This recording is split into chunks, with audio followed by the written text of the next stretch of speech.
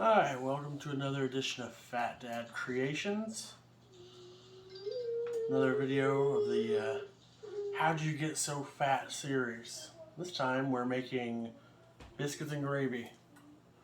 One of my favorite, fattest foods I eat. It's delicious, and it's hard to resist making every now and then. It's pretty simple. You just need milk, flour, some black pepper, and some onion powder is one of the ingredients I use. And of course, I use sausage. You can also use bacon. I've used bacon many times. I prefer sausage. But either one works. There's all different kinds of sausage you can use. I prefer just a regular pork sausage or a mild pork sausage. You feel free to use spicy or any of the other flavors. I don't really care for maple because I don't like sweet biscuits and gravy, but to each their own. I'm not going to judge. So you start out just getting your sausage cooked. I've got my pan set to medium-high heat. That way it doesn't take too terribly long. I like to flatten it out so that way it cooks faster. When we start to get a little bit of a brown on it, start breaking it up into whatever size pieces you want. I don't throw any seasoning in until I'm actually making the gravy. I let the sausage cook first. We're going to let it slowly render out that grease. You already got a good sear on one side. That's whenever I like to start going ahead and chopping it up. Somehow my wife sleeps through this. I'm not really sure. I feel like it's the noisiest thing ever, but good for her. I hate waking people up, so I'm glad she does.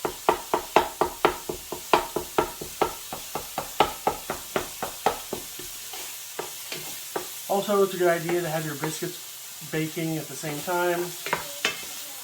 My wife prefers fake biscuits over homemade ones, and so do my kids. Not really sure if it's a preference or if they just don't like my biscuits. I don't know. Either way, I just use rolled biscuits, store-bought. So I got my oven preheating for those right now.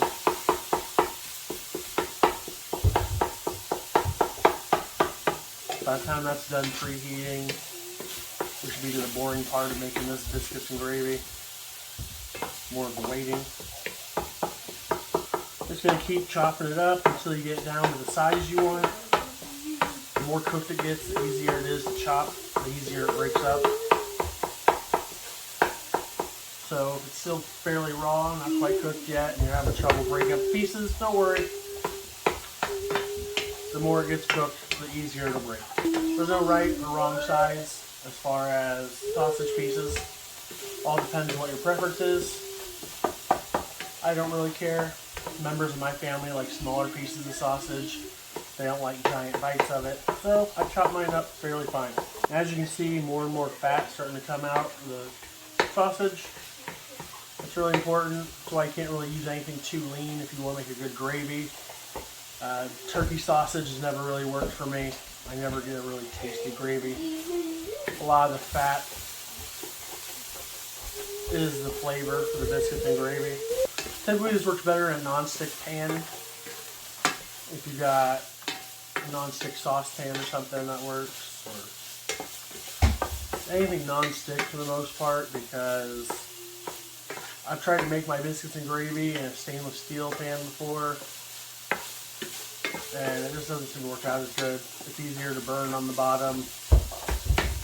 It doesn't render out as much fat because I don't know, it cooks the outside faster instead of cooking the fat out of the middle pieces or the insides. So in order to get the grease, you gotta end up burning it or just cooking it super, super, super slow. And I'm not really patient. I have a finite amount of time that I'm able to cook without my kids wrecking it. So trying to get the job done as good as possible, but still quickly. Alright, mostly small bits. There's some big chunks in there. I'll just make sure whenever I get mine, I scoop out the big chunks for me. It's all good. Got a little bit of grease going. Now is time for the flour. I like to start with about 1/3 of a cup.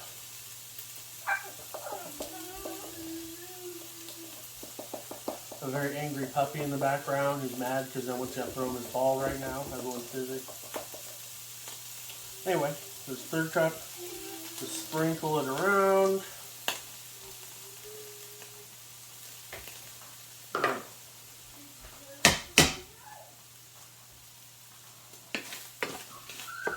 Once you sprinkled it, stir flour into the sausage. It'll soak up all that fat. And that is going to be the base for your gravy. Now make sure you do the flour first. If you've already got milk in there when you put flour in, if you put a large amount of flour, you're going to get some really nasty clumps. No one wants clumps.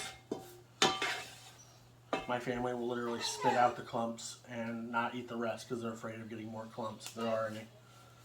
So, if it's a little thin at the end, you can sprinkle in a little bit of flour, but make sure you're stirring while you sprinkle it in.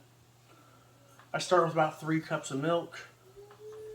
You want to go slow with this, so I'm going to put about 1.5 cups in, and then I'm going to let that thicken, and then I'm going to put another 1.5 cups in. More audio brought to you by the whiny puppy. His name's Alistair, in case you're wondering. Named after a certain magical teacher from a popular book / movie franchise.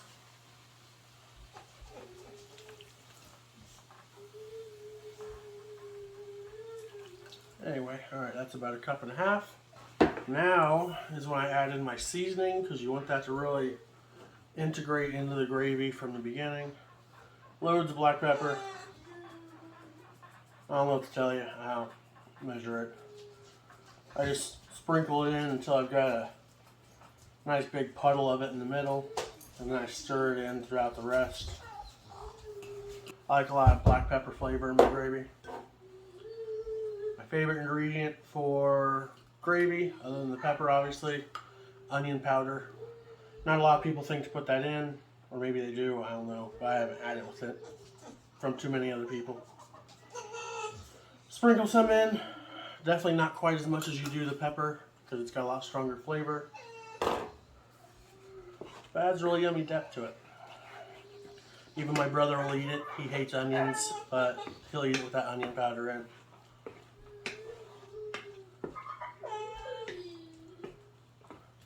As you can see, it's starting to thicken a little bit. We're going to let it get a little more thick before I add in more milk. The puppy is very fed up right now. He really wants someone to throw his ball. Alright, starting to get pretty thick, so I'm going to add in another 1.5 cups of milk. And then we're going to see where that takes us once it thickens up. If it's too thick, I'll add a little bit more milk. I would say about 1/4 to 1/2 cup at a time. I just eyeball it. If it ends up not getting thick enough after that, then I'll add in just a little bit more flour, making sure I sprinkle it around and stir at the same time while doing it. Because like I said, you don't want those nasty clumps in there.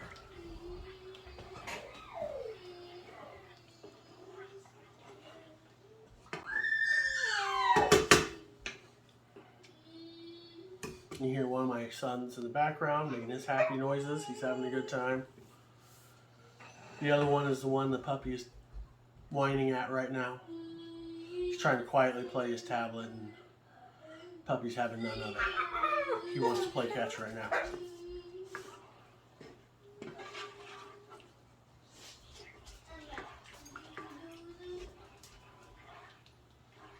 Alright, we're just going to stir and wait.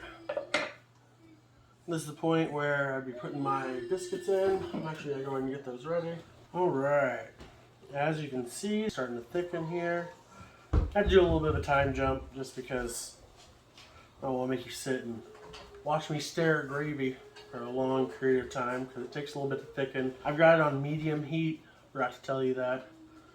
Hope you're not cooking along with the video without having watched it first. Otherwise, I'd probably cause you to burn your gravy a little bit. My bad. Anyway, once you start adding the flour, I turn it down to medium, probably slightly below medium because you don't want the flour to burn and it's easy to do. As you can see, like I said, it's starting to thicken nicely. The thumping is the puppy dropping his ball repeatedly at my son's feet, trying to get him to throw it.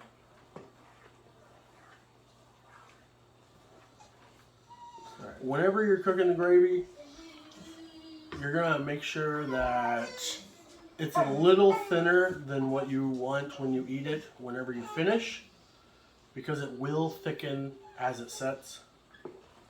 It'll actually thicken quite a bit as it sets. So don't fret over trying to get thick enough. Typically that third cup of flour is good enough to do it. As you can see, I got a little bit of thickness to this. It's not super runny, but it's also not super tight either. It's probably what I'm going to leave it at. I'll let it sit and cool down. And once that's done, you just pour it over some yummy biscuits. You can either make some from scratch, make them out of a box, or make a frozen roll or refrigerated roll. It's all good. Either way, that is how you make biscuits and gravy. Like I said, you can do this with pretty much any kind of fatty meat. That's essentially the basics for any gravy. Is you have fat, you add some flour, and then you add whatever liquid you're going to thin it out with or use as your base. And that's it. That's how you make gravy. My favorite gravy is sausage gravy, so that's what I thought I'd show you with that. Bacon is pretty solid though. Give it a try if you get tired of sausage gravy sometime.